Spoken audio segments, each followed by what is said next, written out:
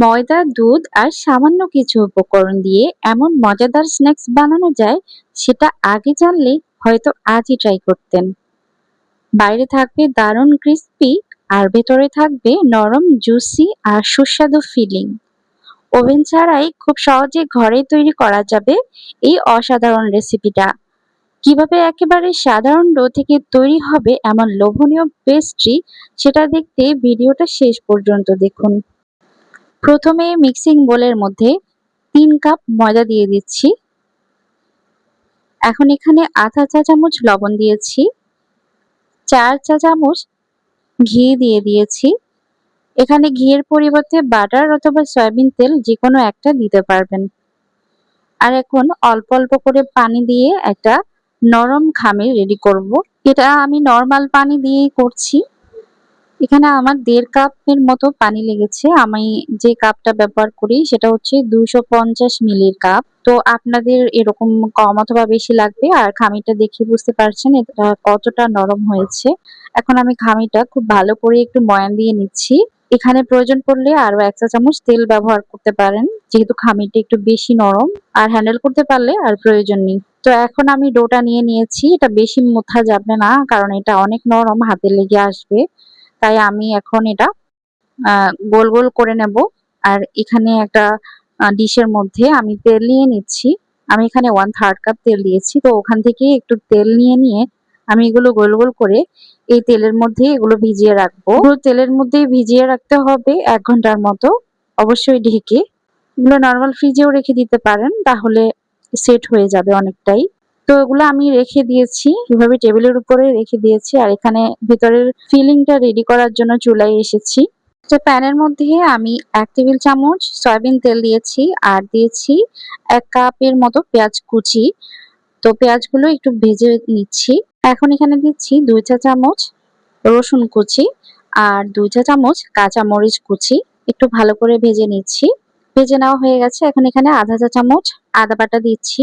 ওটাও ভেজে নিচ্ছি কিছুক্ষণ। এখন এখানে দিচ্ছি কিছু মসলা।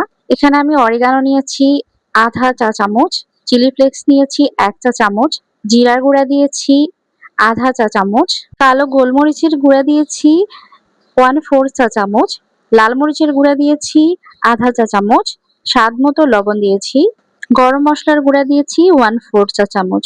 মসলাগুলো পেঁয়াজের সাথে খুব ভালো করে কিছুক্ষণ ভেজে নিয়েছি। আর এখন এখানে আমি সিদ্ধ করা চিকেন দিয়ে দিচ্ছি। এই চিকেনটা সিদ্ধ করে আমি এরকম ছিঁড়ে নিয়েছি।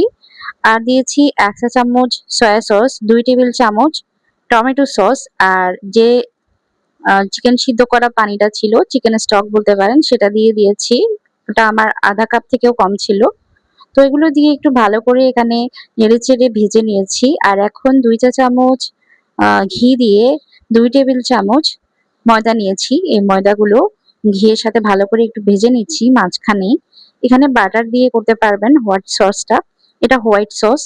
তো এটা আমি ঘি দিয়ে করছি। আমার কাছে বাটারটা এভেইলেবল ছিল না, তাই জন্য। তো দুধ দিয়ে দিয়েছি ১ কাপের মতো। দুধের সাথে ময়দাটা খুব ভালো করে একটু মিশিয়ে নিয়ে যখন ঘন ঘন হয়ে এসেছে, তখন চিকেনের সাথে ভালো করে মিশিয়ে নিয়েছি। মিশিয়ে ভেজে নিয়েছি। তো এখানে আমার লবণটা কম মনে হচ্ছিল। আমি আরো কিছু লবণ দিয়েছি। আর দিয়েছি চিনি ১ টেবিল চামচ। আর গুঁড়া দুধ দিয়েছি। এতে করে মানে চিজ না দিয়েও চিজের ফ্লেভার পাওয়া যাবে। আরো দিয়ে দিয়েছি আধা কাপের মতো দুধ। চিকেন ফিলিংটা খুব ভালো করে মাখা মাখা করে নামিয়ে রেখেছি ঠান্ডা হওয়ার জন্য। আর এখানে যে আমাদের ডোটা, এটা কিন্তু ১ ঘন্টার মধ্যে রেস্ট হয়ে গেছে। আর অনেকটাই কিন্তু নরম হয়ে গেছে ডো গুলো তেল খেয়ে। এখন এটা আর কোনো কাজ নেই। এটা তেল থেকে উঠিয়ে নিয়েছি। আর এখন এভাবে করে একটু লম্বা করে পাতলা করে নেব টেনে টেনে। এটা একদম নরম, যেভাবেই টানবেন এটা ছিঁড়ে যাবে, এরকম নরম হয়ে গেছে। তো আমি এটা একদম পাতলা করে নেব যতটুকু সম্ভব হয় চারপাশে। এই যে আমি খুব পাতলা করে এটা এভাবে করে টেনে টেনে লম্বা করে নিয়েছি। এখন এক পাশ থেকে এভাবে করে ভেতরে ফোল্ড করে নিচ্ছি। এটা ছিঁড়ে গেলে সমস্যা নেই, কারণ এটা অনেকটাই ফোল্ড হবে, পরে আবার ঠিক হয়ে যাবে। তো আরেক পাশ থেকেও এভাবে করে আরেকটা ফোল্ড নিয়ে নিয়েছি। এখন আরেকটু চিকন করার জন্য আমি আরেকটা ফোল্ড করে দিচ্ছি মাঝখান দিয়ে। এভাবে করে যেভাবে হয় আরকি। যেহেতু এটা অনেক নরম একটা ডো আর এটা ছিঁড়ে যায় অনেকটা টানার কারণে, তো এটা ঠিক হয়ে যাবে, কোনো সমস্যা নেই। এখন একপাশে আমি টেনে নিয়ে গেছি, কারণ এটা যত পাতলা হবে ততটাই ভালো হবে আর খেতে মজা লাগবে। তো আমি এখন চিকেন ফিলিংটা যেটা একটু আগে রেডি করে রেখেছিলাম সেটা এখন ঠান্ডা হয়ে গেছে, সেটা একপাশে দিয়ে ভিডিওতে দেখানো নিয়ম অনুযায়ী এটা কিন্তু ফোল্ড করে নিচ্ছি। ঠিক এরকম করে এটা ফোল্ড করে নিতে হবে। একটু টেনে টেনে করবেন, তাহলে লেয়ার গুলো একদম গায়ের সাথে লেগে যাবে। আমি একটু কোনাকুনি করে করার চেষ্টা করছি আরকি।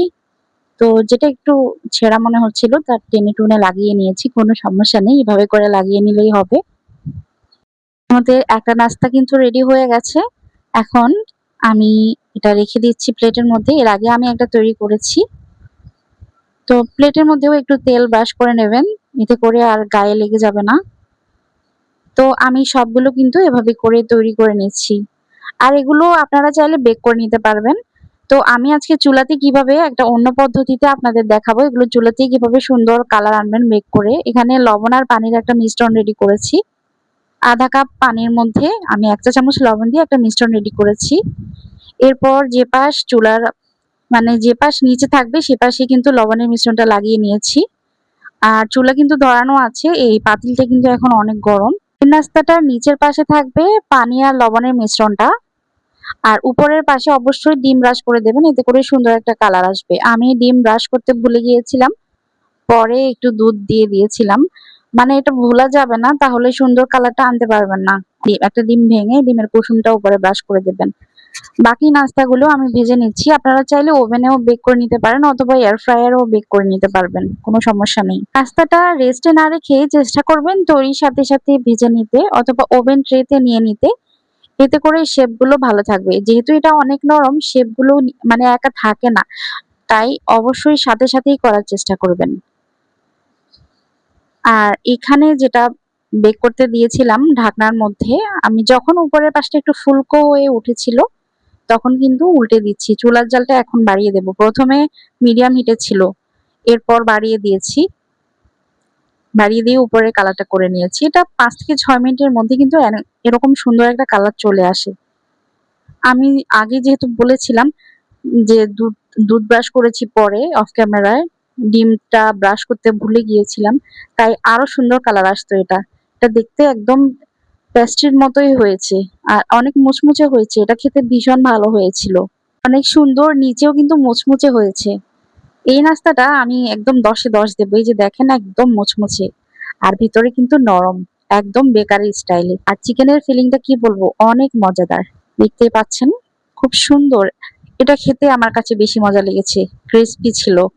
এখন তেলে ভাজাটা দেখাচ্ছি। তেলে ভাজাটাও একদম উপরের পাশটা মুচমুচে আর ভেতরে নরম। খুবই মজাদার। এটাও মজা। ১০ এ ১০ পাওয়ার মতোই একটা নাস্তা। চাইলে ফ্রোজেন করতে পারবেন। শুধু যে সময় খাবেন ওই সময় বের করে বেক করে নেবেন। ভিডিওটি ভালো লাগলে একটা লাইক দিয়ে দেবেন। আজকের মতো এখানেই বিদায়। আল্লাহ হাফিজ।